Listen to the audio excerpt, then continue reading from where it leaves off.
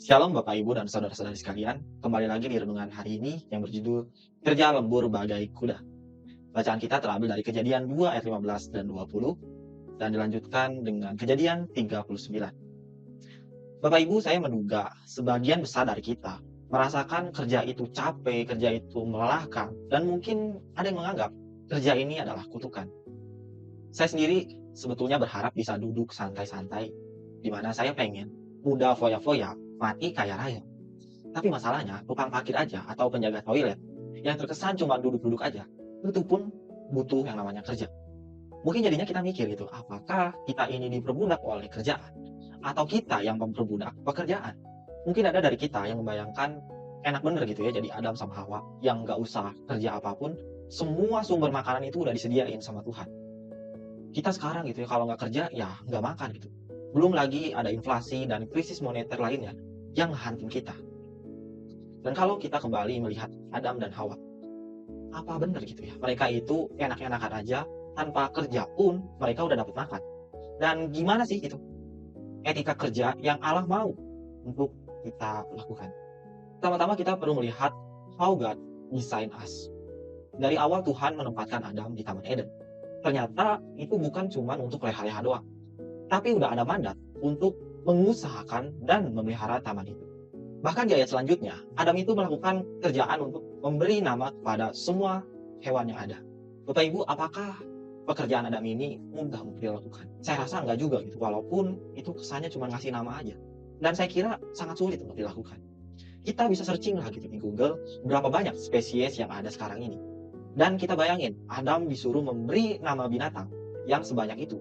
Padahal dulu teknologinya belum secanggih sekarang. Dan belum ada ensiklopedia pada waktu itu. Bapak Ibu, saya percaya waktu Tuhan Allah menciptakan kita, Dia tahu banget kelemahan dan kelebihan kita seperti apa. Dan Dia juga tahu bagaimana kita harus berfungsi seperti apa.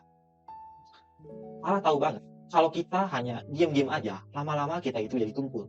Dan potensi dari diri kita akan terbuang begitu aja. Makanya Tuhan itu ngasih tanggung jawab, makanya Tuhan itu ngasih tugas kepada setiap kita. Maka bekerja bukanlah beban, bekerja adalah kesempatan yang Tuhan beri untuk kita berkarya dan supaya hidup kita bermakna.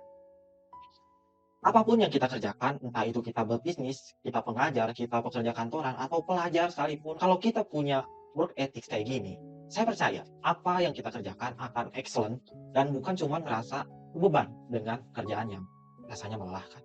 Karena makin kita nganggur, kita malahan makin hancur. Makin kita nganggur, makin kita hancur. Dan yang kedua, don't just do what you love. Saya kira makin kesini tuh makin banyak motivator yang menyarankan untuk kita itu mengerjakan apa yang kita sukai aja. Karena kalau kita nanti kerjain sesuatu yang kita suka, nanti rasanya bukan kayak kerja lagi. Tentu ini sepenuhnya nggak salah, tapi ini pun nggak sepenuhnya benar. Karena hal yang seperti ini akan menggeser makna dari kerjaan yang dipandang baik oleh Allah. Karena mari kita ingat, makin kita nganggur, makin kita hancur. Kalau kita hanya mengerjakan yang kita sukai, kecenderungannya itu adalah mengerjakan yang membuat kita mudah dan membuat kita merasa nyaman. Even we do what we love, saya kira akan ada hal-hal yang kita nggak suka di dalam pekerjaan yang kita sukai. Makanya supaya kita tetap bisa maju, saya kira kita hanya perlu do the best what we can do. Sebetulnya berbicara di depan banyak orang bukanlah passion saya gitu, dan kebanyakan bikin saya nggak nyaman. Namun sesuatu yang bikin saya nggak nyaman ini, justru itu membangun hidup saya dan melengkapi kehidupan yang saya jalani ini. Maka mari kita ingat, don't just do what we love. Tapi mari kita beranikan diri untuk merangkul sesuatu yang baru dan sesuatu yang bikin kita gak nyaman. Karena mungkin saja melalui hal tersebut, Tuhan memperbesar kapasitas kita dan mengembangkan kualitas kita. Dan yang ketiga, bloom where you are planted. Mungkin sebagian kita familiar dengan kisah Yusuf. Di mana singkat ceritanya, dia di umur 30 tahun. Dia itu udah jadi orang nomor 2 di Mesir. Dan hitungannya dia ini udah mantap gitu ya. Dia ini udah jadi orang gitu. Tapi apakah kita ngelihat proses gimana dia dapetin itu semua? Mungkin kalau Yusuf berhenti sewaktu dia mengasihani diri atau cuma nyalahin Tuhan, saya kira dia nggak jadi apa-apa gitu. Tapi dia melakukan yang terbaik, entah itu di masa perbudakan, di masa penjara, hingga akhirnya dia menjadi pejabat istana raja. Saya kira Yusuf yang awalnya anak manja, tidak melakukan apa yang dia sukai ketika dia menjadi budak atau ketika dia berada di penjara. Apalagi juru minum yang dia tafsir mimpinya, itu kurang ajar, lupa gitu sama dia yang udah dibantuin gitu kan.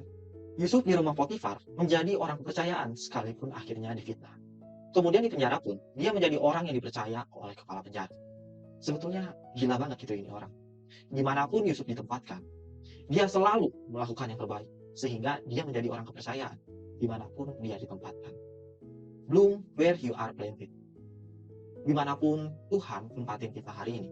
Mungkin bukan bidang pekerjaan yang paling kita suka. Mungkin bukan posisi yang kita apply di awal. Tapi mari sekali lagi kita ingat. Bloom wherever we are planted. Dan mari kita ingat, bekerja bukanlah beban, karena bekerja adalah kesempatan yang Tuhan beri untuk kita berkarya. Dan supaya hidup kita bermakna. Dan pekerjaan kita adalah panggungnya Tuhan untuk menyatakan kuasanya melalui kehidupan kita. Maukah hidup kita ini dipakai untuk menjadi panggungnya Tuhan? In omnibus glorificetur Deus. Amin.